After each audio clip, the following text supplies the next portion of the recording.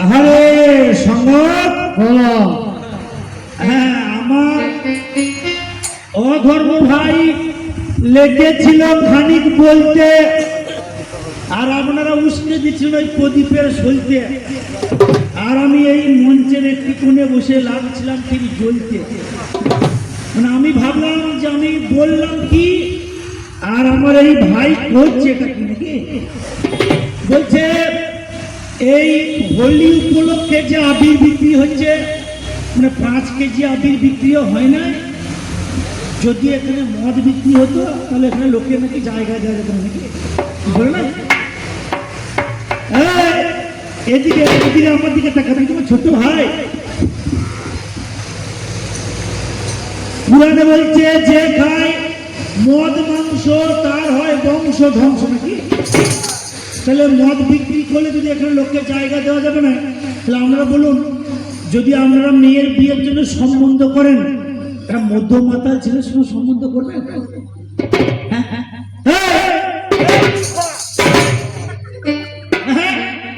বলছিস মদ খাও, এটিএম ভাঙো, তোর যদি মেয়ের বিয়ের জন্য সম্বন্ধ করিস মাতাল ছেলেকে দিবি তো? ধার্মিক ছেলের সঙ্গে দিবি? বাজে কথা বলিস না। সৎ, আবারও বলছি, সৎ পথে থাক, ভালো কাজ কর, দেখ পৃথিবীটা মধুময় হয়ে যাবে। আজকের এই যে আমাদের দেব পরিবারের যে দোল উপলক্ষে যে ঠাকুরের যে আমাদেরকে কবি গানটা করেছেন, কি বলছেন, তার যে কবি গানটা হচ্ছে কি উপলক্ষে না, রাধা কৃষ্ণের বা ভগবান বিষ্ণুর দোল পূর্ণিমা বা দোল উপলক্ষে হচ্ছে নাকি, নাকি এখানে কারো ছেলে মার্ডার হয়েছে, মানে ধর্ম উপলক্ষে হচ্ছে না, কোনো মার্ডার উপলক্ষে নাকি কারো সাধারণ উপলক্ষে হচ্ছে কবি গান? তাহলে ঠাকুরের দোল উপলক্ষে হচ্ছে, তাহলে ঠাকুরের পুজো উপলক্ষে, ধর্ম পুজো উপলক্ষে হচ্ছে বলে 2 টাকা 5 টাকা যাই হোক নিয়ে গিয়ে বউ দিবে, বউ তোর শাড়ি আঁচলে বেঁধে যাবে, বল বোকা, বাজে কথা বলিস না। তুমি যেটা বলেছো ভালো বলেছো, তোমার সুর, তোমার তাল, তোমার মান আমি বেশ ভাবে ভাবে বুঝলাম, তাই বলি সঙ্গ ও তুমি যা বলেছ বেশ বলেছ, ও তোমার ভাব গেল জানা, ও তুমি যা বলেছ বেশ বলেছ, ও তোমার ভাব গেল জানা, ও তোমার ভাব গেল জানা, তোমার ভাব গেল জানা, তুমি যা বলেছ বেশ বলেছ, ভাব গেল জানা, তুমি যা বলেছ বেশ বলেছ, ভাব গেল জানা,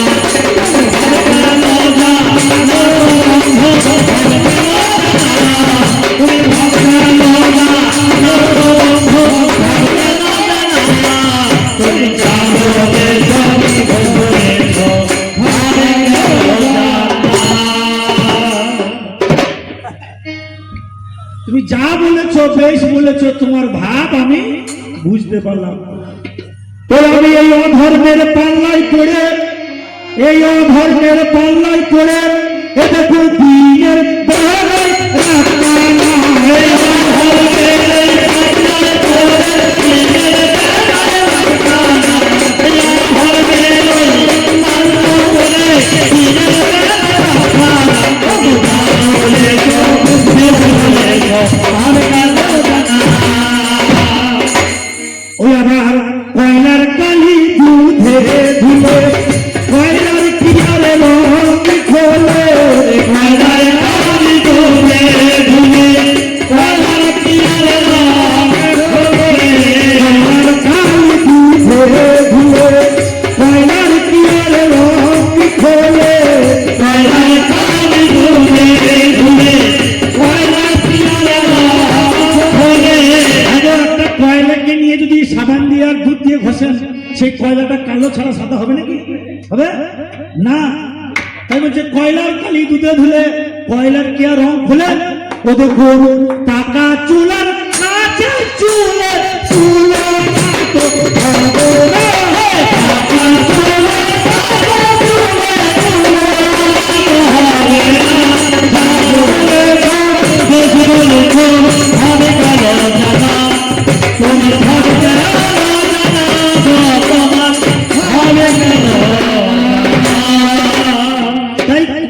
ভাই অধর্ম ধর্মের সঙ্গে কি তোমার তুলনা হয়? ও যেটা হয় না তা হবে না,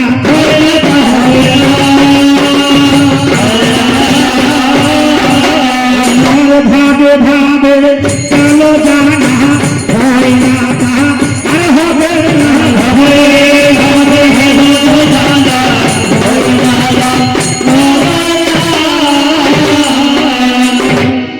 এই যে কবির গান বুঝতে পেরেছেন, কবির গানটা খুব মজার গান, বুঝতে পারছেন কেন মজার গান? ওই আমার কবির গান শুনতে মজা। তো তখন হাইরে মরে যায়, ওই আমার 5টা মিনিট না শুনলে মজা পাবেন নাই। এই গানটা কেমন মজা? ও যেমন সন্ধ্যাবেলায় দেখতে মজা, দাদা হাওড়ার চুল, ছোকরা মাথায় দেখতে মজা, কোচকা কালো চুল। কি বলছেন? সন্ধ্যাবেলায় দেখতে মজা হাওড়ার চুল, আর এই ছোকরা মাথায় দেখতে মজা, কোচকা কালো চুল, আর তার থেকে আরো মজা দাদু থাকে নাই চুল। ওই আমার ছাতা তলায় দেখতে মজা, ওই আমার ছাত্র তলায় দেখতে মজা, জামাইয়ের বেটি দাদা বিহারিদের খেতে মজা, ঘুর পেঁয়াজা রুটি। ওই আবার বিয়ে বাড়িতে খেতে মজা, যেমন কাতলা মাছের ঝোল, আর তেমনি কবি গানে শুনতে মজা, মুখের ঝোল। কবি গানটা কিন্তু খুব মজার জিনিস, বুঝলেন? 5 মিনিট না শুনলে কিন্তু বুঝতে পারবে না। ডাক ডাক ডাক এসব কথা আমি ছেড়ে দিয়ে যাই, শোনো শোনো ধর্ম তোমার কাছে গাই। আমার বলতে বলতে অনেকগুলো দেখুন কথা বলে গেল, বলছে শোনো শোনো শোনো দাদা, আমি তোমায় বলি ভালো। আমাকে বলছে হে দাদা, ওই আমার যেদিনকে বুঝাবো কি, ওই আমরা চান করিতে যাই, বলছে বড় মেলা বছরগুলো নদীর তীরে রাখে হায়। আমার ললিতা বিশাখা চম্পকলতা, ওই আমার এমন করে অষ্টশক্তি ছিল, ওই আমার যমুনার তীরে বাবা বসন্তে রাখিল, ওই আমার কাপড়গুলো নদীর তীরে রেখে গেল ভাই। মনের আনন্দে তারা জলে নেমে যায়, পুরো চান করা যখন আমার হয়ে গেল জানি, আমার ঘরে ফিরতে হবে বাবা তোমার কাহিনী। ওই আমার এমন সময় তখনই আবার কিরকম হলো, কাছের গালে বসেছিল বলছে পরনের কাপড়গুলো তুলে দিল ভাই, ওই আমার কদমটা ছিল বলে এমনি তুলে দেয়। ওই আমার নদী তীরে চেয়ে দেখে বসন্ত পেল না, বলছে বসন্তগুলো চুরি করেছে শ্যামে কালিয়া সোনা। বসনগুলো চুরি করেছে কে? না নন্দের বেটা বসনগুলো চুরি করেছে। ওরা ওরকম করবে, বুঝলেন? এই যেখানে ধর্ম কথা হবে সেখানে কিছু কুকুর থাকবে, কারণ মহাভারতে একমাত্র সশরীরে ধর্ম, সশরীরে কে স্বর্গে গেছে জানেন? সে সশরীরে স্বর্গে গেছে একমাত্র যুধিষ্ঠির, আর ওই ধর্মরূপী কিন্তু কুকুর। তাছাড়া আজ পর্যন্ত পৃথিবীতে এই সশরীরে কিন্তু স্বর্গে কেউ যেতে পারে না। গেছে কে? না যুধিষ্ঠির আর ধর্মরূপী কুকুর। তাই যেখানে ধর্ম কথা হবে সেখানে এরকম দু চারটে কুকুর থাকবে, স্বাভাবিক ঘটনা। তাহলে শোনো শোনো ধর্ম, তো তুমি শুনে চলো মেনে, আরে ভগবান কেন কাপড় নিল আমি জানাই তোমার স্থানে। বলছে কাপড়গুলো নিয়ে ভগবান কি করলো না কদম গাছের ডালে তুলে দিয়েছে। লক্ষ্য কোন পরিগান যুক্তি তর্কে গান, যদি আমি এখানে ধরুন একটা মোবাইল কুড়িয়ে পাই, তো আমার যদি মনে কোনো খারাপ উদ্দেশ্য থাকে, মোবাইলটা পাওয়ার পর আমি চুপি চুপি আমার পকেটে ভরে দেবো, কাউকে কিছু না বলে আমি চলে যাবো, ঠিক কিনা? আর আমি যদি মোবাইলটা পাওয়ার পর এইখানে যদি তুলে রাখি যে দাদা কার মোবাইল, প্রমাণ দিয়ে এখানে ঝোলানো থাকলো, উপযুক্ত প্রমাণ দিয়ে মোবাইলটা নিয়ে যাবেন, ঠিক কিনা? তাহলে ভগবান কৃষ্ণ কি করেছিল, ওই কাপড়গুলোকে নিয়ে কদম গাছের ডালে তুলে দিয়েছে, ধরে যাদের কাপড়গুলোকে নিয়ে যা, মনে কোনো খারাপ উদ্দেশ্য নয়। ভগবান ওখানে দুটো কারণে কাপড়গুলো তুলেছে। কি কারণ? একটা মেয়েদেরকে শিক্ষা দেওয়ার জন্য, নারীদেরকে বলছে হে নারী জাতি, তোমরা যে নদীর জলে নেমেছ, জল হচ্ছে নারায়ণ, জল হচ্ছে মা গঙ্গা, জলের মধ্যে কখনো কাপড় চোপড় খুলে মানে বিবসনা হয়ে সোজা কথায় উল্লগ্ন হয়ে নামতে না, কেন? জল হচ্ছে নারায়ণ, তাই এটা নেব না, এটা অনুচিত। আর ওই ভগবান কৃষ্ণ কাপড়গুলোকে কদম গাছের ডালে তুলে রেখেছে, তবু তো ভালো কাজ করেছে। হ্যাঁ মূর্খ, যদি ফটিক বাউরি বা এই এরকম দুটো কুকুর বিড়াল যদি মুখে করে নিয়ে পালিয়ে যেত, তাহলে মেয়েগুলো চান করে ঘর আসতে কি করে বোকা?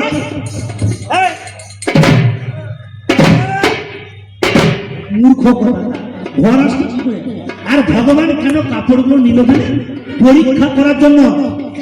কেন না একদিনে আশির মাসে হাইরা মারা যায়, বৃন্দাবনের গোপী ছিল জানেন তো সবাই, মার কাছে আমার কাছে প্রার্থনা করিল, বলছে শোনো শোনো শোনো তুমি বলি ভালো, ওই আমার ভগবানের কৃষ্ণচন্দ্র তাকে স্বামী রূপে চাই, ওই আমার একদিন যদি পাই জীবন ধন্য হয়ে যায়, ওই আমার ভগবানের সেদিনে তো বলে দিলেন তিনি রাস পূর্ণিমার দিনে মনের বাসনা পূর্ণ হবে বলে দিলেন তিনি। ভগবান বলছে ঠিক আছে তথাস্তু, তোমরা আমাকে একদিন স্বামী রূপে পাবে, সেটা রাস পূর্ণিমার দিন আমি তোমাদের মনের বাসনা পূর্ণ করবো। তাই সেই রাস পূর্ণিমার দিন ভগবান বিষ্ণু বা কৃষ্ণ কি করেছিলেন, গোপীদের সঙ্গে কি করেছিলেন, লীলা করেছিলেন। আর ভগবান দেখছে এই মেয়েগুলো যে আমাকে স্বামী হিসেবে চায়, এদের একটু পরীক্ষা করা দরকার। কেন না স্বামীর কাছে মেয়েদের বা স্ত্রীদের কোনো লজ্জা বলতে জিনিস থাকে না, তাই এদেরকে পরীক্ষা করার জন্য এই কদম গাছে ডালে কাপড়গুলোকে তুলে দিয়েছে, দিয়ে বলছে গিয়ে কি দুহাত তুলে চাইতে হবে। অর্থটা কি? ভগবানকে পেতে গেলে এই দুটো হাত তুলে সারেন্ডার করতে হয়, টোটালি সারেন্ডার, তা না হলে ভগবানকে কোনদিন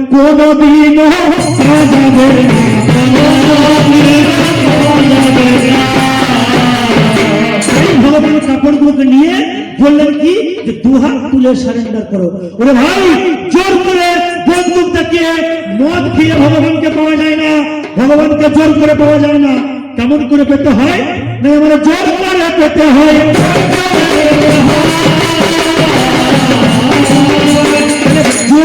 জোড়া কর মানে হাত, ভগবানকে জোর করে হয় না, জোর করে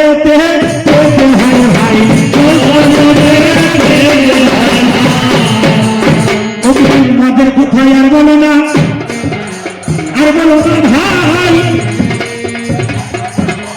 মদের কথা শুনে আমার অঙ্গ জ্বলে যায়। ওদের করি আমি হলাম ধর্ম, এটা শুনে চলো কানে। আরে দেবতার পূজায় দুদিন আগে জামাই কবির গানে কত শত গোয়ালা সেই দুধ বিক্রি করে, দুধের ক্যান নিয়ে বাবা রাস্তাতে যাই, ওরে রাস্তাঘাটে পুলিশ থাকে, বাবারে কেউ তো ধরে না, শোনা শোনা ধর্ম জানাই শোনো না। এই দেবতার পুজোয় দুধ লাগিয়ে পায়ে রান্না করতে, ভোগ রান্না করতে গোয়ালারা দুধের ক্যান নিয়ে রাস্তা দিয়ে যায়, দেখেছেন কোন পুলিশে ধরতে? আর এই অধর্মের মদের ক্যান নিয়ে আমি পাড়ায় পাড়ায় বিক্রি করতে পারলাম? তাহলে তুমি বাজে কথা বলো না, বারে বারে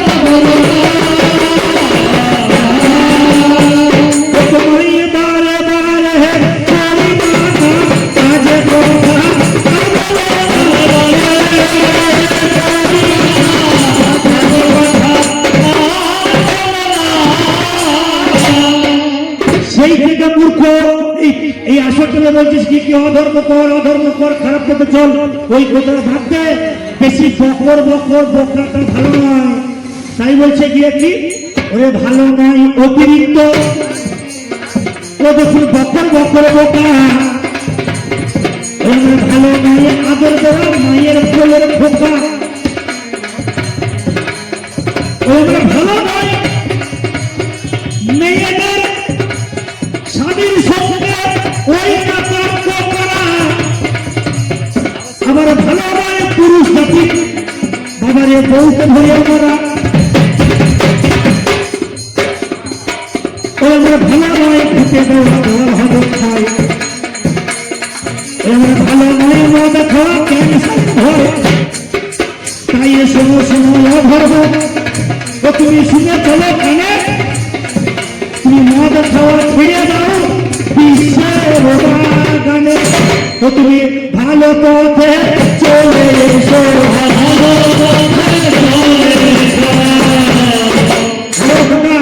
কি বলে না ধর্মের কল কি বাতাসে নড়ে, ধর্মের কল বাতাসে নড়ে।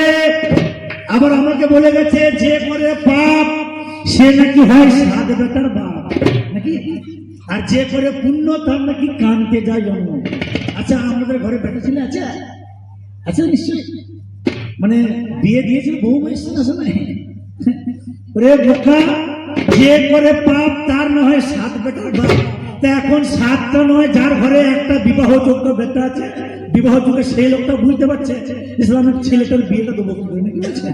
কেন সব মেয়ের বাপগুলোর মাগুলো চাকরিদার জামাই খুঁজছে, আর ছেলে যদি চাকরি না পায় তাহলে বুড়ো কালে নাতি নাতনির মুখটা দেখার হবে না। যার বেটা আছে সেই জন্য বুঝতে পারছে বেটার বাপ হওয়ার জ্বালা কতটা আছে।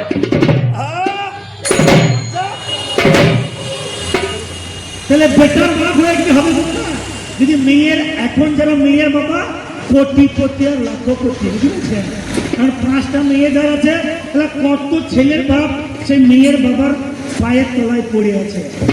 তো তুমি বাজে কথা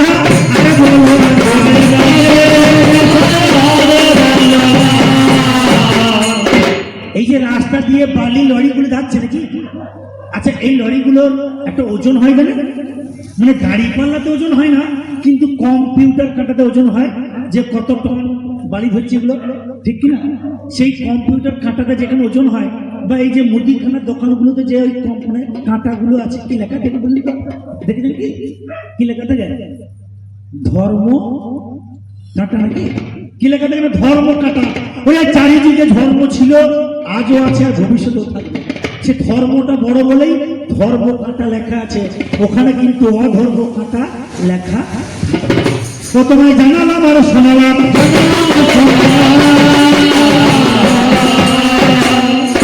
তাহলে শোনো শোনো অধর্ম তো তুমি শুনে চলো ভাই, এক এক করে বলে যাবো অধিকার সভায়। ধর্ম করলে কি হয় ওই আমার তাহারা পিঠে দানা খেতে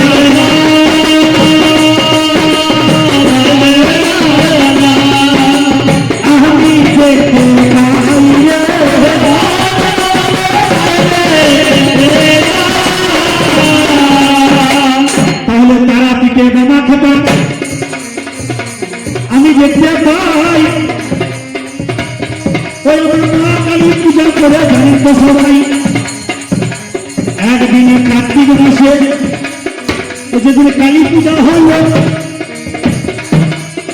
এইরকম ছোট্ট ছোট্ট ছেলে ছিল বাবারে, ওই কতগুলো মা কালীর মূর্তি তারা ভাবলো মনে মনে তারপরে যতনেতে পূজা দেবে আমার অতীব যতনে, কিন্তু ব্রাহ্মণ কোথায় পাবে? ধারণা করা চাই। বামা কথার নামে তখন কানে শুনতে পায়, বামা কথার কাছে তখন অমনি চলে গেল,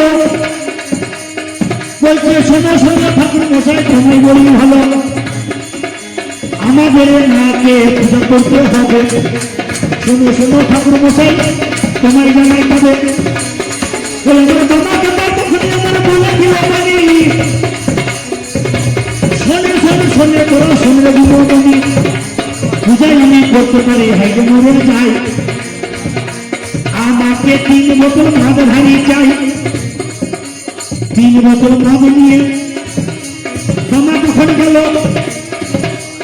1 বোতল মদে তখন মামা বগলে ঢোকালো, আরেক বোতল মদ মামা বগলে ঢোকায়, আরেক বোতল মদে মামা খেতে খেতে যায়।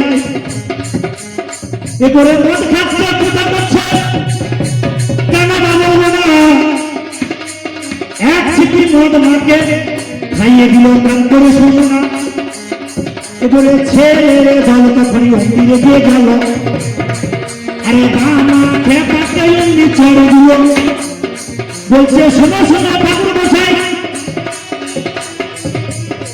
আমি একই দেখতে পাই, মাকে কেন তুমি মদ খাও ভাই? বলছে বাবা তুমি নিজে খাচ্ছ খাও, মোদের মাকে কেন খাওয়া শোনো শোনো ঠাকুর মশাই, মাকে কেন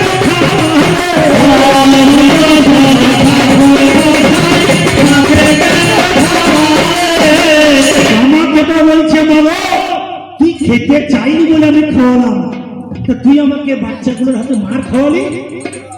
মামা খেপা কি করলো? ওই সঙ্গে সঙ্গে মামা খেপা ওই আমার কিনা কর্ম করলে মায়ের হাতে খাওয়া ছিল তুলে দিল বলে রেখে গিয়ে মামা খেপা খানা খানা বসিয়ে দিল। আমার মায়ের পায়েতে চোট মেরে দিল। ওই আমার সঙ্গে সঙ্গে মায়ের পায়ে রক্ত যেতে হয়। ওই আমার ছেলেগুলোকে তখন দেখে যেতে খায়, ছেলে তোরা দেখে যা, এইটা আমার মাটির মা নয়, এটা আমার জ্যান্ত মা। তাহলে ধর্মের গুণে সাধকের সাধনার গুণে ওই মাটির মায়ের মধ্যে প্রাণ সঞ্চার হয়েছে, মাটির মায়ের পায়ে রক্ত বের হচ্ছে। বলছে আয় আয় তোরা দেখে যাবে, মায়ের পায়ে রক্ত ঝরে, আয় আয় তোরা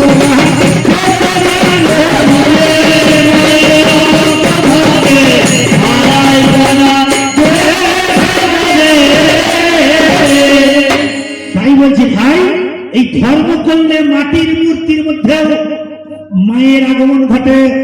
ধর্ম করলে মাটির মূর্তি খায়, মাটির মূর্তি কথা বলে। বলেছে কোথায়?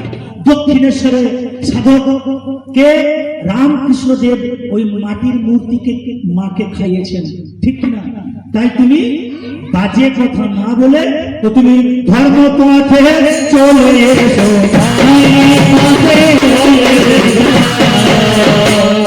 তাই তুমি রাগ করো না, ওই আমায় ভুল বোঝো না, তুমি রাগ করো না, তুমি রাগ করো না, ভুল বোঝো না, তুমি রাগ করো না,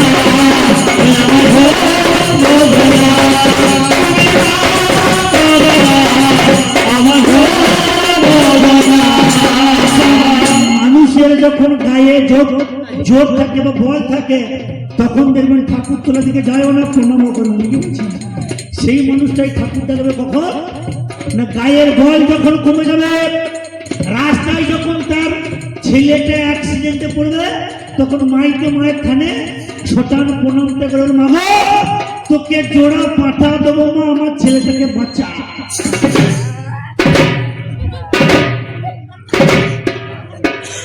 তাহলে গায়ে যতক্ষণ যোগ থাকবে ততক্ষণ মাকে ডাকে না, কৃষ্ণকে ডাকে না, শিবকেও ডাকে না।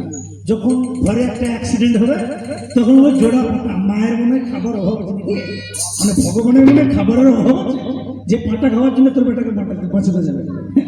তাহলে এখন নয়, যখন মানুষ বিপদে পড়ে তখন ভগবানকে ডাকে। তাই তো বলছো রে, এখন গায়ে আছে বল, দিন থাকতেই হরি বল, এমন বল চিরকাল হবে না, উচিত হরি এখনই বলাই, অসময়ে বড় আপদ বলাই। আর যেদিন তালায়ে পড়ে যাবি সেদিন বলাইয়ের ভাই কানাইকে ডাকা হবে না। তাই তুমি আমার দিন থাকিতে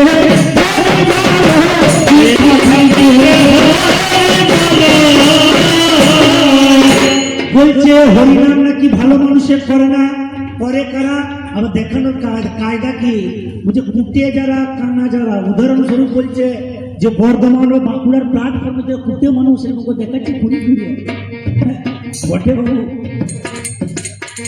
ওরে মূর্খ, যারা কুটে মানুষ, কান্না মানুষ, তারা হরিনামটা করে কি জানিস? তারা হরিনামটা করে ভালো ভালোই এই পৃথিবী থেকে ওপারে যাওয়ার জন্য তারা হরিনামটা করে। কেন? বলছে একেবারে কৃষ্ণ নামে, একেবারে কৃষ্ণ নামে যত পাপ হয়, পাপি হইয়া তত পাপ পরিবারে নারে।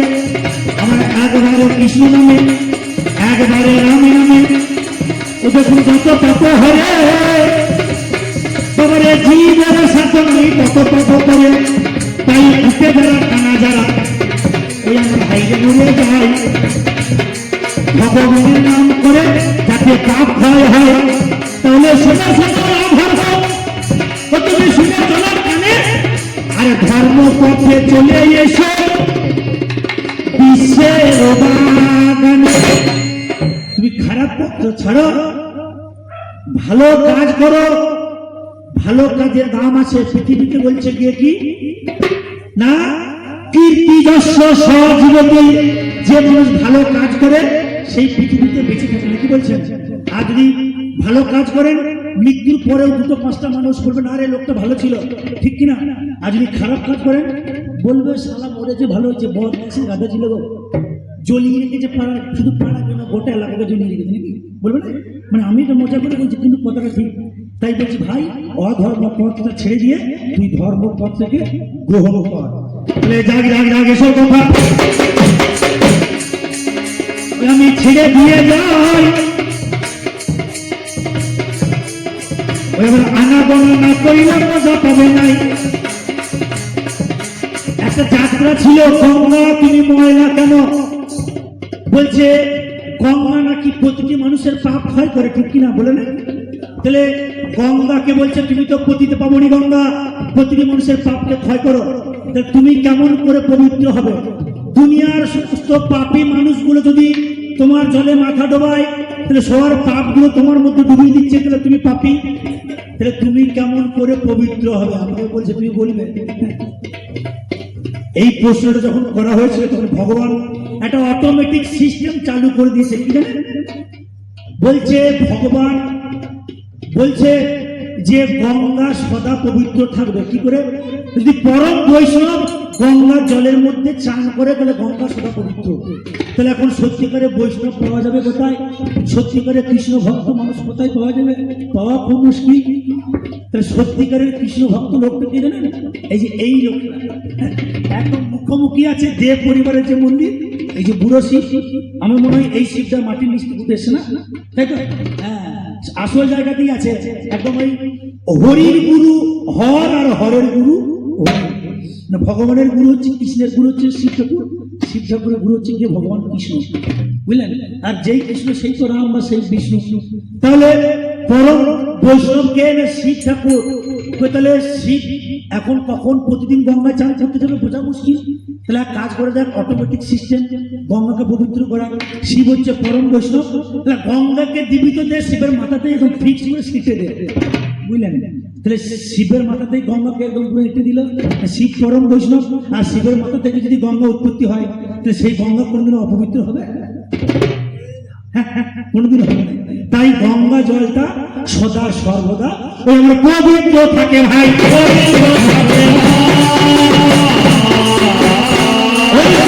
পরম বৈষ্ণব যখন গঙ্গার জলে স্নান করবে, তখনই গঙ্গা গঙ্গা পবিত্র। এখন পরম বৈষ্ণব পাওয়া মুশকিল, তাই করলো কি চালাকি করে যে গঙ্গার মাথার মধ্যেতেই সরি শিব ঠাকুরের মাথার মধ্যে গঙ্গাকে ফিক্স করে দিল। পরম বৈষ্ণবের মাথা থেকে গঙ্গা বেরোচ্ছে, মানে সদা সর্বদা গঙ্গা পবিত্র থাকবে। ও তোমায় জানালাম আর শোনালাম।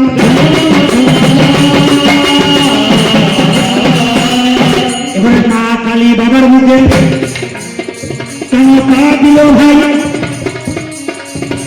আমার কাছে বাবা জানিবারে চাই। ওই আমরা সূক্ষ্ম সূক্ষ্ম ও যখন দুজন দায়িত্ব ছিল, তাকে মারার জন্য বাবা মায়ের আবির্ভাব হলো।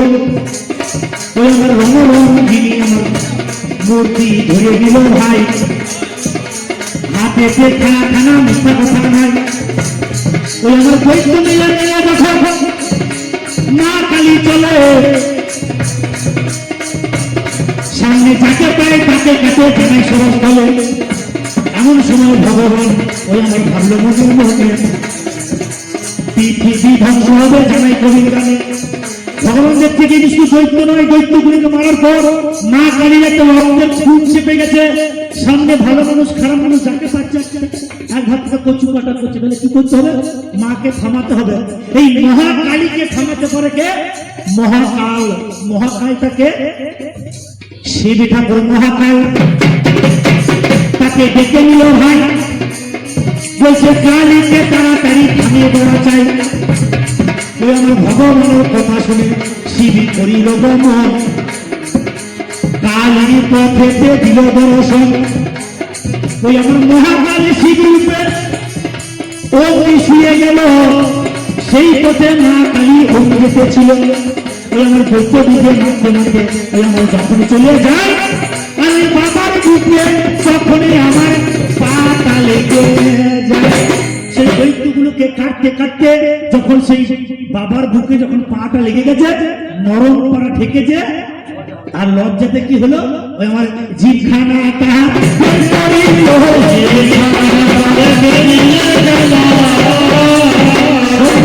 যে না আমি স্বামীর বুকেতে কি না পা দিয়ে দিয়েছি। তখন কাজে সেই মানুষ খুন করার যে বা দৈত্যদেরকে খুন করার যে ইচ্ছাটা জেগেছিল, সেই ইচ্ছাটা কিন্তু তখন দমন হয়ে গেল। মা কালী এই জন্য কিন্তু বাবার বুকে পা দিয়েছে বলে অনেক তো প্রশ্ন। এখন সামনে বেশি লোক থাকলে আমাদের বলার মুডটা ভালো থাকে, লোকজন প্রথম দিকে কম আর ভালো কথা শোনার তো মানুষ থাকে না, বুঝতে পারছেন।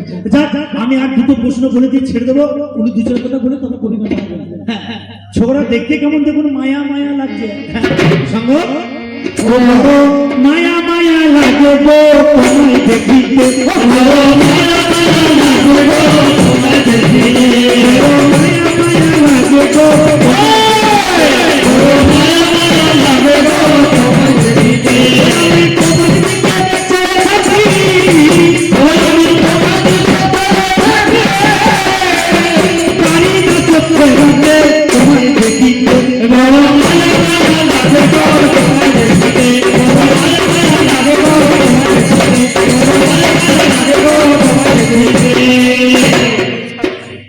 আরে শোনো শোনো অধর্ম, ও তুমি শুনে চলো কানে, বলছে মানির সঙ্গে প্রেম করেছে ভগবান। ওই আমার বলেছে এখানে, ও তুমি ফাঁকা চশমা করে ও যদি বই পড়ো ভাই, তাহলে ভুল ভাঙে পড়িবে আমি জানাচ্ছি তোমায়। রাধারানী কখনোই কৃষ্ণের মামি নয়, তুমি ভালো করে পড়বে, বইটার মলাকে পড়লে হবে না, বইটার ভিতর খানা পড়িবে, ভিতর খানা পড়িবে, ভিতর খানা পড়িবে।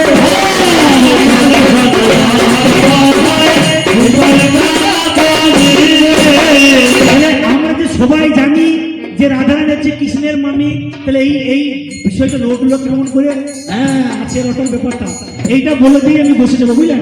কেমন করে রাধারানীকে কেন কৃষ্ণের মামি বলা যায় না, অভিমন্যু নামে একটি ঘোষের ছেলে ছিল, বুঝলেন। সে ভগবানের ধ্যান করছে, ভগবান এসে হাজির, বলছে বলো বৎস তোমার কি বর চাই। বলছে ভগবান আমি তোমার বউটাকে স্ত্রী হিসেবে পেতে চাই। ভগবান বলছে অসম্ভব, যে রাধারানী যে স্বর্গের লক্ষ্মী তাকে কখনো মানবের হাতে বা মানুষের হাতে তুলে দিতে পারি না। স্বর্গ যদি লক্ষ্মী ছাড়া হয় বা রাধারানী ছাড়া হয় তাহলে স্বর্গ রাজ্যের মধ্যে গিয়ে কি খারাপ জিনিস নেমে আসবে। বলছে তাহলে তোমাকে যে মানুষ বাঞ্ছা কল্প তরু বলে, তোমার কাছে যে যা চায় তুমি নাকি তাকে তাই দাও, তাহলে আমি যে তোমাকে তোমার কাছ থেকে তোমার বউ থেকে চাইছি তুমি দেবে না কেন? তো তোমার বাঞ্ছা কল্প তরু এই নামটা বৃথা। ভগবান বলে হ্যাঁ তাও তো ঠিক, তাহলে কি বর চাই না দিতে যদি হয় তোমার রাধারানীকেই আমার চাই। এবার আমার সময় ভগবান ঠাকুর করিল কেমন করে বউটা দেবে ভাবিতে লাগল। ওই আমরা ভেবে ভেবে একটা উপায় করে বের হয়ে যায়। বলছে শোনে শোনে অভিনন্দ কি হবে উপায়, তুই তারপর যুগেতে পৃথিবীতে যাবি, আমার কথা মতো বউটা পাবি। আইন ঘোষের উপরে তুই জন্ম নিবি হার, স্বর্গের লক্ষ্মী আমি রাধা রূপে পাই। আয়ান ঘোষে তুমি রাধাতে পাবে, আর আমার কথাটা তুমি ধরে নেবে। তুমি আয়ান ঘোষ রূপে জন্মগ্রহণ করবে, রাধারানীকে পাবে, কিন্তু আমার একটা শর্ত, আমি ভগবান কৃষ্ণ আমি সেদিন পৃথিবীতে কৃষ্ণ রূপে জন্মগ্রহণ করবো। লোকের যখন ছাদনা তোলায় আয়ান ঘোষের সঙ্গে রাধারানীর বিয়ে হলো, লোককে দেখবে যে তোমার সঙ্গে বিয়ে হচ্ছে, কিন্তু সবার অলক্ষ্যে থেকে রাধাকে গ্রহণ করবো আমি, সেটা অন্য কেউ দেখতে পাবে না। লোককে দেখবে যে তোমার সঙ্গে বিয়ে হচ্ছে, সমস্ত কাজগুলো অলক্ষ্যে থেকে আমি সম্পাদন করিব।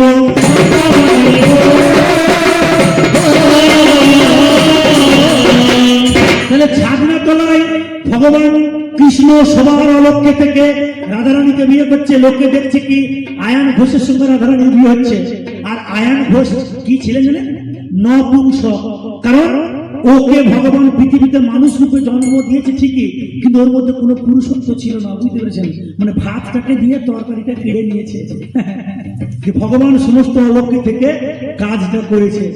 আর সেই জন্যই তো রাধারানী কি বলছে, ওরে ভাগ নে ভাগ নে ভাগ, বলছে হে কৃষ্ণ আমি রাধারানী তোমার ভাগ, তুমি তোমার ভাগটা নিয়ে নাও, ভাগটা নিয়ে নাও।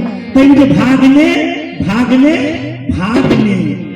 তাই বলছে কি ও সাগর ভাগ নে রে, ওরে তুই ভালো তোর মন ভালো, ও সাগর ভাগ নে রে, তুই ভালো তোর মন ভালো, ওরে ভাগ নে রে, তুই ভালো তোর মন ভালো, ও সাগর ভাগ নে রে, তুই ভালো তোর মন ভালো,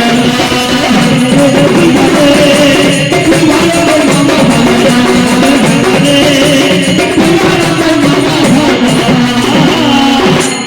ব্যাপারটা বুঝতে পারলেন? এই জন্যই হচ্ছে গিয়ে কি ওই লোককে বলে গিয়ে কি আয়ান ঘোষ হচ্ছে কৃষ্ণের মামা, মামার বউ হচ্ছে মমি, কিন্তু আসল জায়গাটা রাধারানী হচ্ছে গিয়ে কি কৃষ্ণের আহ্লাদিনী শক্তি। কৃষ্ণের দেহের বাম দিকের অংশটা থেকে অর্ধেকটা নারী মূর্তি তৈরি করলো, সেই নারী মূর্তির নাম হচ্ছে গিয়ে কি রাধা। কেন না আধা থেকে সৃষ্টি, তাই রাধা। তাই দেখবেন নারীদের অধিকার হচ্ছে কি পুরুষের বাম দিকটা। ছাদনা তোলায় যখন বর করে দাঁড়ায় তখন পুরুষ দাঁড়ায় ডান দিকে, আর মেয়ে কোন দিকে থেকে ছাদনা তোলা? তো আমার বাম দিকে থাকে ভাই।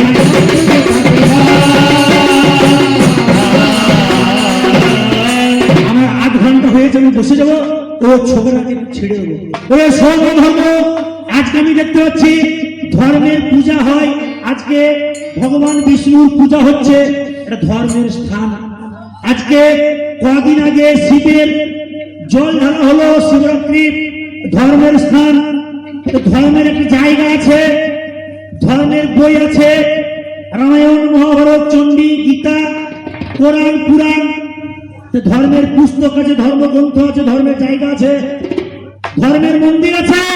ওরা ধর্ম তুই বলবি ধর্মের পূজা সব জায়গায় হয়, অধর্মের পূজা কোথায় হয় তুমি এইটুকু জানাবে।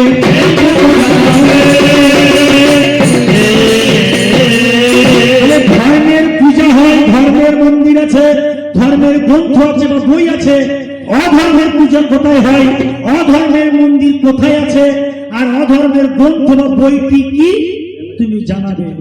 কোন একজন রাস্তা দিয়ে যদি মানুষ কাঁধে ভিক্ষার ঝুলি, হাতে একটা করতাল, কপালে রসকলি, মাথায় চৈতন থাকে, তাকে দেখেই আমরা বুঝতে পারি কে কি ধার্মিক লোক, ঠিক কিনা? ঠিক তো? তাহলে অধার্মিক লোককে আমি দেখে চিনবো কি করে যে এই লোকটা বজ্জাত লোক, বদমাস লোক, অধার্মিক লোক? অধার্মিক লোকটাকে চেনার উপায়টা কি? তুই সেই একটা প্রশ্ন বলবে, এই কথাটা বলে দিয়ে আমি আমার আসক্তকে ছেড়ে দিচ্ছি, বুঝলেন? তাহলে তাহলে যাক যাক যাক এসব কথা আমি অল্প ছিঁড়ে যাই, কেননা আনা গোনা না করিলে মজা পাবো না। আচ্ছা লক্ষ্য করুন, মানুষ যখন মারা যায়, ঠিক কিনা, এই শালনদীর ঘাটে কিংবা বেশে নিয়ে যায় আমাদের পড়াতে, যখন মারা যায় কি বলে বাবু? বলো ঠিক কিনা? তাহলে আমার ভগবানের নামটা কিন্তু হচ্ছে, ঠিক না ভুল?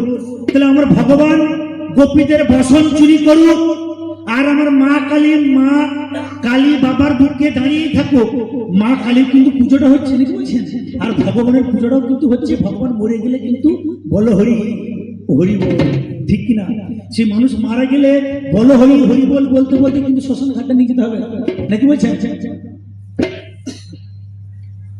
মানুষ মারা গেলে অন্য কোনো নাম করলে হবে কি? হ্যাঁ, যদি এই গানটা করেন, ও পিড়ি করলে করলে সজনী চলে গেলে আর হবে না, পিড়ি করলে করলে সজনী চলে গেলে করলে সজনী চলে গেলে আর হবে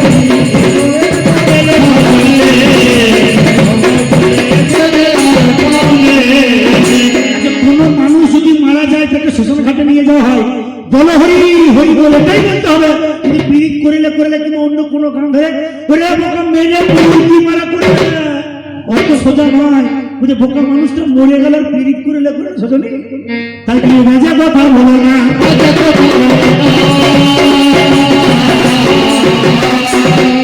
কথাই কথাই বলে দিই।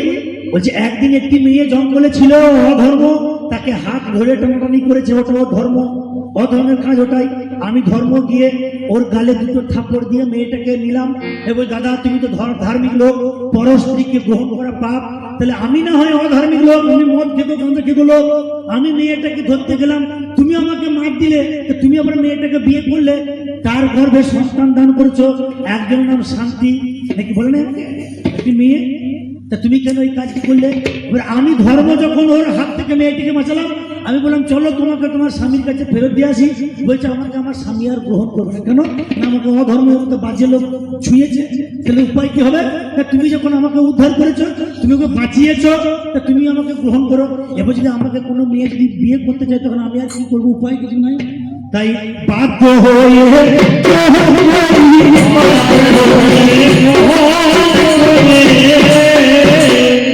ধর্ম নাই কি? ধর্ম নাই? আচ্ছা আমরা ঘরের বাবাকে কি বলি? বাবা বলি না দাদু বলি? বাবা বলি তো। তাহলে বাবাকে বাবা বলো ধর্ম? ওরে মূর্খ, যদি অধর্মের দামটা হয় তাহলে মানুষ বাবাকে বাবা না বলে দাদু বলতো, ঠিক না? মাকে মা না বলে বউকে মা বলতো, কে বলে বউকে মা? কোন জন বোকা। তাহলে ধর্ম আগেও ছিল, এখনো আছে, আর ভবিষ্যতেও থাকবে। আমার লঙ্কার ধর্ম দেখো, লঙ্কারের ধর্ম দেখো, সেটা ঝাড় হবে ভাই। চিনির ধর্ম বাবা মিষ্টি হওয়া চাই। তেজ পাতার ধর্ম আমার তেজ হবে জানি, নীল পাতা পিত হয় মিথ্যা নয় কাহিনী। তাহলে চাঁদ আর সূর্য তাদের ধর্ম আলো দান করা, বাতাসের ধর্ম বাবা।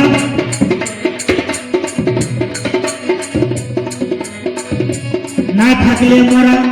এই যে আমরা শ্বাস প্রশ্বাস গ্রহণ করছি, যতক্ষণ শ্বাস ততক্ষণ আস, এই শ্বাসকে কখনো বিশ্বাস নেই। এই বাতাসটা যতক্ষণ ঢুকবে ততক্ষণ আমাদের এই বডিটা নড়বে, আর যেই মুহূর্তে এই বাতাসটা চলে গেল আমাদেরকে কিন্তু মরা বলবে, তাই না? তাহলে প্রকৃতি জগৎ সব ধর্ম পালন করেছে। ধর্ম জানাই তোমার কাছে, লঙ্কার ধর্ম ঝাল, নিম পাতার ধর্ম তেতো, চিনির ধর্ম মিষ্টি, উচ্ছের ধর্ম তেতো, ঠিক না? বস্তু জগতের মধ্যেও প্রত্যেকের নিজ নিজ ধর্ম পালন করেছে।